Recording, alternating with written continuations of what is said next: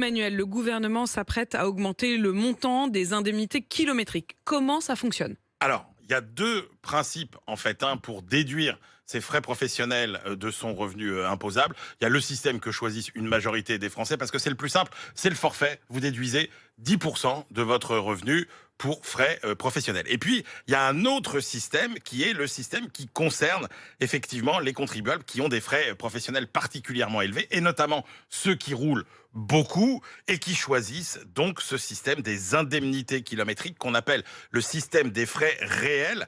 Ça ne concerne que 2,5 millions de contribuables. Pourquoi? Parce que c'est un système qui est quand même assez contraignant.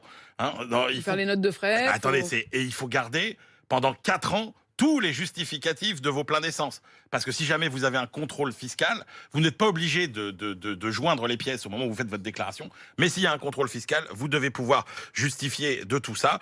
Mais ça vaut le coup, évidemment, si on roule beaucoup, parce que l'abattement fiscal est nettement plus élevé. Comment on choisit du coup entre ces deux systèmes? Alors, prenez par exemple un contribuable qui a un revenu imposable de 40 000 euros par an. Si vous prenez le système d'abattement des 10%, son revenu imposable tombe à 36 000 euros.